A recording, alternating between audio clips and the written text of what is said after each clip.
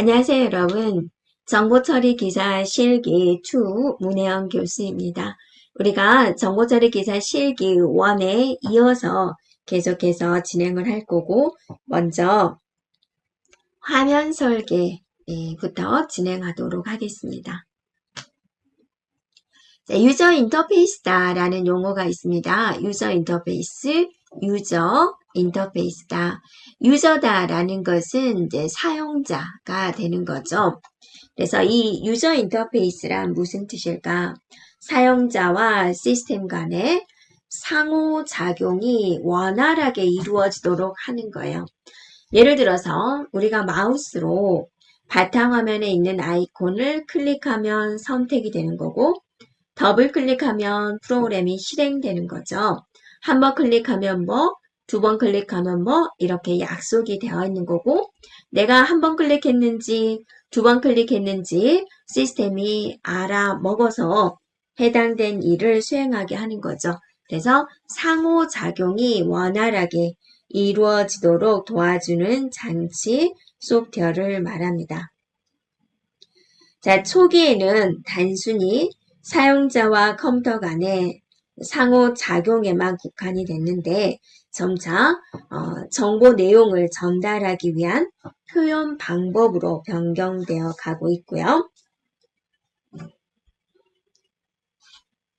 자, 구분을 한번 해볼게요. 네, 사용자 인터페이스에 대한 구분입니다. 먼저 CLI가 있어요.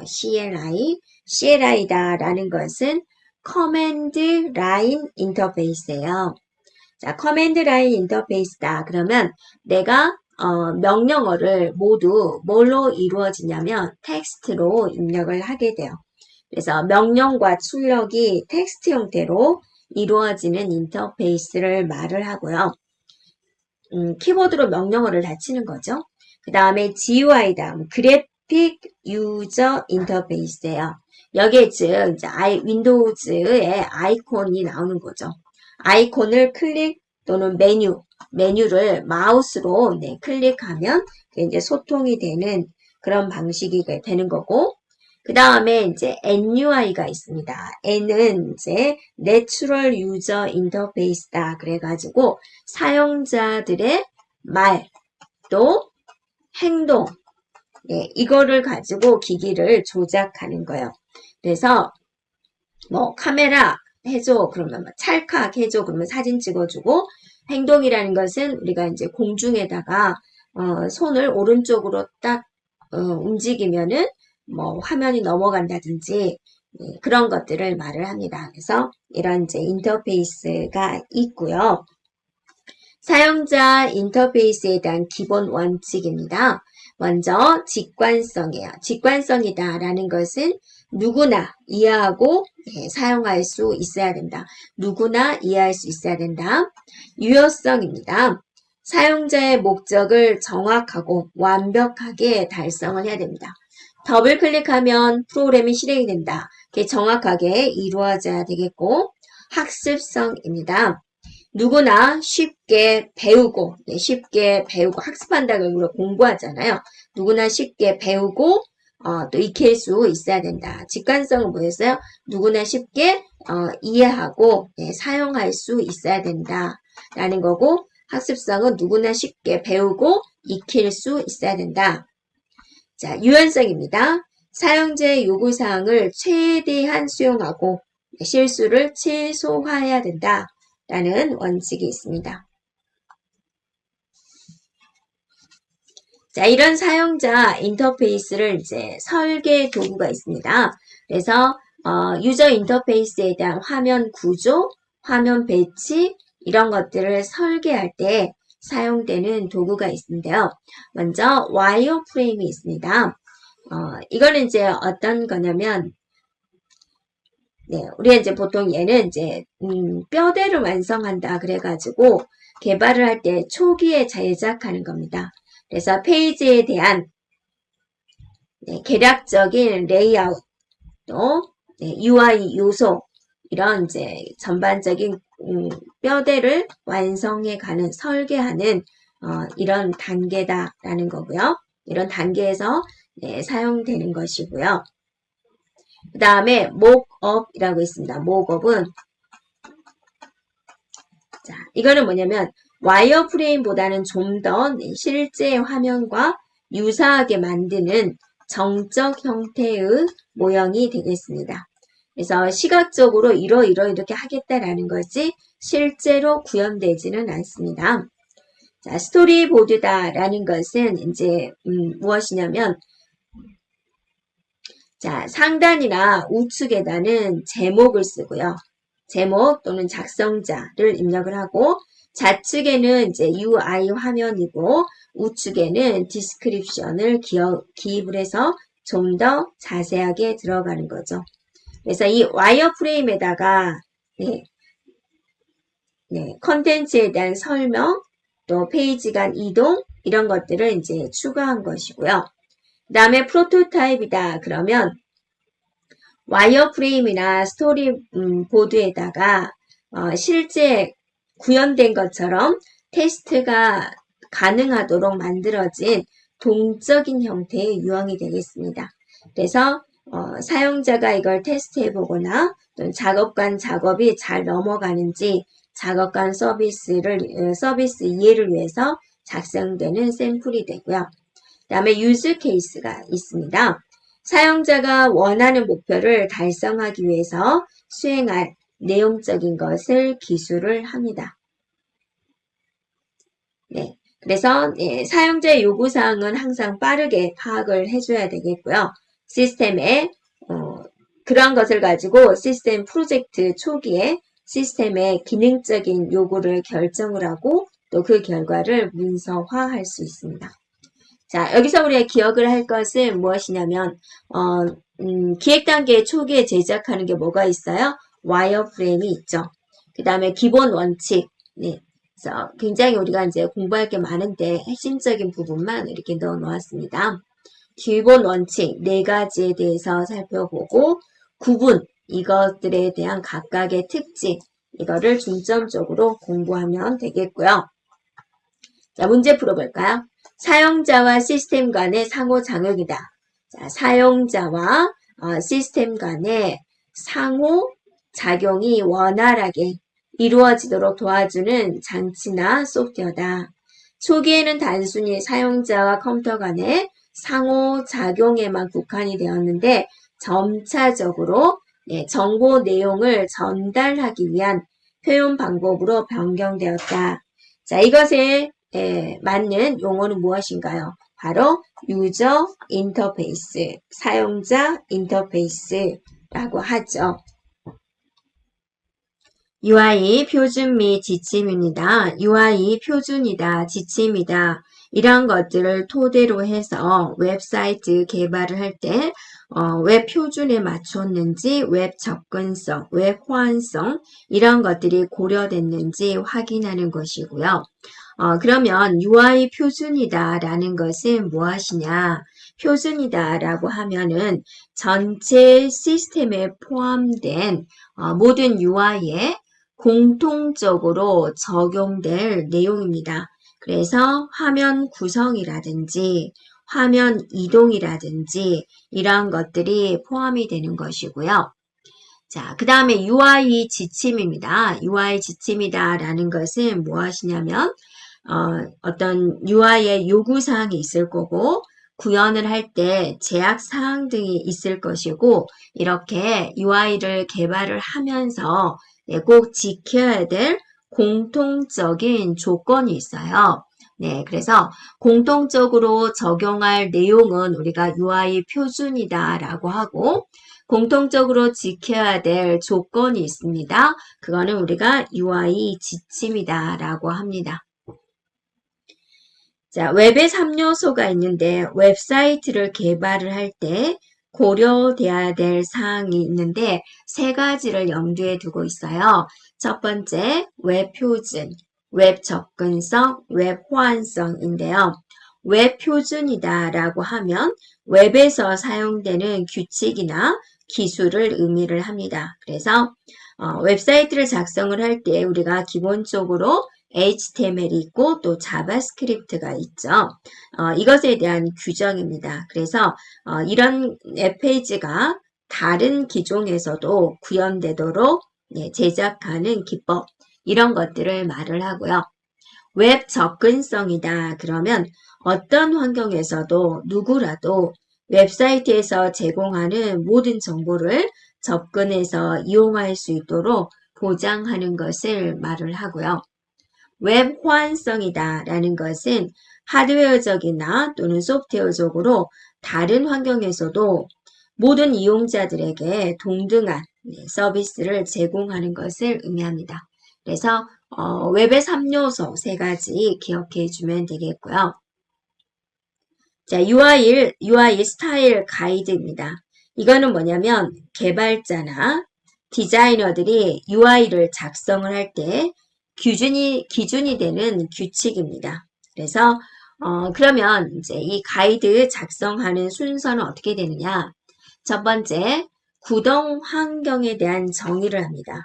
구동 환경 정의다 그러면 컴퓨터에 대한 OS는 무엇으로 할 것인지, 그 다음에 웹 브라우저는 무엇으로 할 것인지, 그 다음에 모니터 해상도는 어떻게 되는지, 이런 사용 환경에 적합하도록 규정하는 단계가 되고요. 그 다음에 레이아웃에 대한 정의입니다. 화면에 대한 구조, 화면 구조를 정의하는 것입니다. 그래서 이제 레이아웃이다. 그럼 내가 전체적으로 웹사이트를 이제 이런 형태의 메뉴가 있고 이런 형태로 할 것이냐, 아니면 여기 위에가 메뉴가 있고, 그 다음에 하단에 내용이 나오게 할 거다. 이런 식으로 이제 화면에 대한 구조를 정의하는 것을 말을 하고요. 내비게이션 정의입니다. 내비게이션이다 그러면 이제 메뉴 타입을 선택해서 이제 적용하는 겁니다. 그래서 어떻게 하면 사용자가 원하는 정보를 빠르게 찾을 수 있도록 안내할 수 있을까라는 겁니다. 그래서 어떤 홈페이지는 어때요? 여기다 딱 마우스를 놔두면 여기에 이제 하단에 메뉴가 쭉쭉쭉 나오죠. 자, 이런 방식을 지정하는 겁니다. 기능 정의입니다. 기능 정의에서는요, 2가지로 살펴봅니다. 하나는 프로세스 모델링에 대한 정의, 그 다음에 데이터 모델링에 대한 정의, 이렇게 2가지로 나눠서 봅니다. 프로세스다라고 하면은 업무에서, 시스템에 적용할 업무에서 발생할 수 있는 모든 활동들, 그것들을 쉽게 파악할 수 있도록 업무 기능 모델링을 정의하고요. 데이터 모델링에서는 업무 처리를 할 때 필요한 데이터들이 있겠죠. 그 데이터들을 엔티티로 정의하고 또 그것들의 관계를 논리적 데이터 모델로 정의합니다. 구성 요소 정의는 화면에 표시할 건데 화면에 표시할 그리드, 다음에 버튼을 정의하는 단계가 되겠습니다. 그리드다라고 하면 테이블 형식으로 쉽게 표시할 수 있는 도구입니다. 그래서 예를 들면 이제 이렇게 표시해가지고 결제에 관련된 것, 그래서 얘는 결제 대기 중, 결제 중, 결제 완료 이렇게 나누고요. 그 다음에 카드사, 그래서 목록 딱 누르면 카드에 대한 종류가 쭉 나오고요. 자, 이런 식으로 이제 정의하는 것을 그리드다라고 하고, 버튼이다라고 하면 이제 기능에 관련된 버튼이 있겠죠. 저장하겠습니까? 삭제하겠습니다. 수정하겠습니다. 이런 버튼들. 그 다음에 기능에 관련된 버튼, 그 다음에 검색에 관련된 버튼이 있겠죠. 그 다음에 그리드에 관련된 버튼이 있을 거고, 또 기타 관련된 버튼이 있겠죠. 이런 식으로 이제 구분을 해요. 자, 문제 한번 살펴볼까요? 웹사이트를 개발을 할 때 고려해야 될 웹의 3요소가 있었죠. 그건 뭐였어요? 웹 표준, 웹 접근성, 하나는요, 네, 웹 호환성 이렇게 나눠지게 되죠. 그래서 웹 표준이다. 그러면 웹에서 사용되는 규칙, 기술 이런 것이고 웹 접근성이다 라고 하면 누구나 어떤 환경에서도 네, 정보에 웹사이트에서 제공하는 정보에 접근할 수 있도록 하는 거고 호환성이다. 그러면 하드웨어, 소프트웨어 이런 다른 환경에서도 동등한 서비스를 제공하는 것을 의미하죠. UI 요구사항 확인입니다. 시스템에 적용할 UI에 관련된 요구사항이 있겠죠. 그 요구사항을 다양한 방법으로 작성을 해서 사용자의 요구사항을 이제 정확하게 조사하고 또 면밀히 분석한 다음에 작성을 하는 것이고요. 그러면 이 UI 요구사항이다. 우리는 이제 사용자가 요구한 소프트웨어를 개발하는 게 목적이기 때문에 그 요구사항을 정확하게 분석하지 않으면은 뭔가 좀 다른 길로 가버릴 수 있습니다. UI 요구사항을 확인하는 순서는 목표 정의, 활동 사항 정의, UI 요구사항 작성 이런 순서대로 진행을 하게 되는데요. 목표를 정의한다. 그거는 이제 사용자를 대상으로 사용자한테 말을 들어봐야 되겠죠. 그래서 사용자로부터 말을 들어본다. 즉 인터뷰를 진행을 한다. 네, 인터뷰를 진행해서 사람들의 이제 사용자들의 다양한 의견이 수렴된 비즈니스 요구사항을 정의를 합니다. 그래서 인터뷰를 정의를 할 때는 여러 사람에게 요구사항을 받아야 되는데 개별적으로 진행을 한다. 그래야지 요구사항을 다양하게 받을 수가 있고요. 그 다음에 한두 사람이 아니라 되도록이면 많은 사람들을 대상으로 인터뷰를 해라.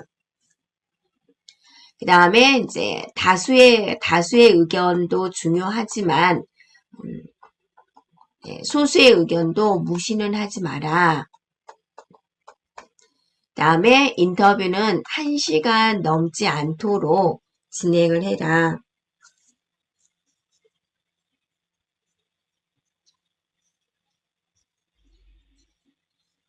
자, 그 다음에 인터뷰 진행은 리서치 전에 수행을 해라 라는 겁니다. 자, 활동사항 정의다 라는 것은 이제 다음 단계로 목표를 정의를 했으면 이런 인터뷰를 진행을 했으면 활동사항 정의 단계로 가는데요. 자, 사용자들로부터 조사한 요구사항이 있겠죠? 그거를 토대로 해서 이제 앞으로 어떻게 해야 되겠다라고 활동사항 정의를 하게 됩니다. 그래서 이 같은 경우는요, 사용자가 요구하는 것, 그 다음에 회사가 목표로 하는 것, 이것들이 이제 일치하는가 판단을 하고요. 그 다음에 이 일을 추진하는 데 있어서 예산은 어느 정도일까? 그 다음에 일정은 어느 정도일까? 라는 것을 결정을 하고요. 자, 인터뷰를 한 내용을 기반으로 해서 경영진이 일반 사용자들에 대한 사용자들이 요구한 내용, 프로젝트에 대한 내용 이런 것들을 정확하게 이해할 수 있도록 돕는 역할을 하고요. 그 다음에 이제 프로세스에 대한 책임자를 누구로 할 것인지, 또 회의 일정, 계획 작성, 다음에 어떤 걸 우선순위로 할 것인지 그런 것들을 이제 결정을 하고요. UI 요구사항을 이제 작성을 합니다. 그래서 다양한 경로를 통해서 수집된 사용자들의 요구사항을 검토하고 분석을 해가지고 개발 목적에 맞게 작성을 하고요. 이런 UI 요구사항은 반드시 실제로 사용할 사람들, 실사용자 중심으로 작성을 합니다. UI 요구사항 작성은 요구사항을 확인을 하고 정황 시나리오를 작성을 하고 요구사항 작성을 하고 이 순서대로 진행을 하는데요. 요구사항 확인이다. 그러면 요구사항이 있겠죠. 그것들의 종류, 요소에 대한 종류, 그다음에 그걸 어떤 표현 방식으로 할 것인지 그것들을 이제 검토를 합니다. 예를 들어서 자, 데이터 요구 부분, 그다음에 기능 요구 부분, 그다음에 제품, 또 서비스, 자, 이것에 대한 품질 부분, 그다음에 제약사항. 자, 이렇게 나눠서 볼 수가 있는데요. 데이터 요구다. 그러면 사용자가 요구하는 모델이 있겠죠. 그걸 기반으로 해서 데이터들을 정리를 하고요.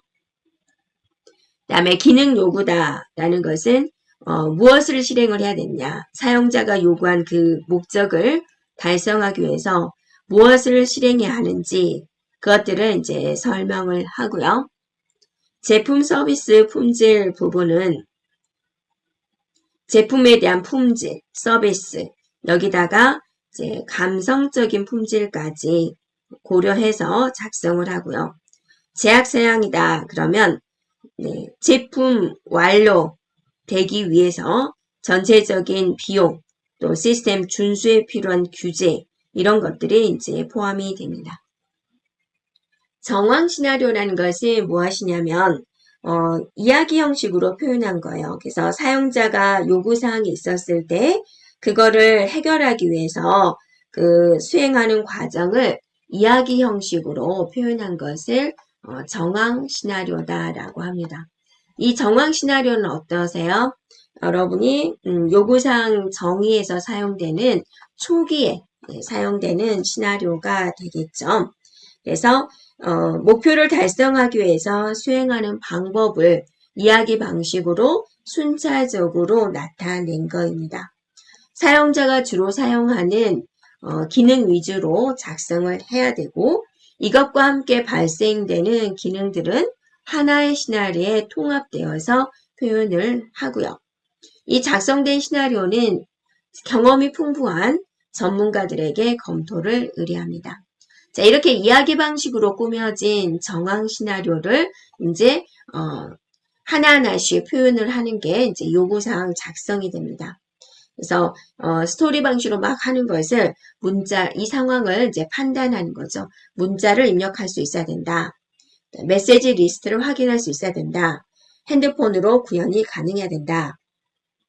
자, 이런 식으로 표현한 것이 요구사항 작성이 되고요. 문제 살펴볼까요? 다음은 요구사항을 작성하는 방법에 대한 설명입니다. 가로에 들어갈 가장 적합한 용어는 무엇일까? UI 요구사항을 작성할 때는 여러 경로를 통해서 수집된 사용자들의 요구사항을 검토하고 분석하고 UI 개발 목적에 맞게 작성을 하되 반드시 누구 중심으로? 실사용자 중심으로 작성을 해야 된다라는 거죠. 네. 자, 여기까지 진행하겠습니다.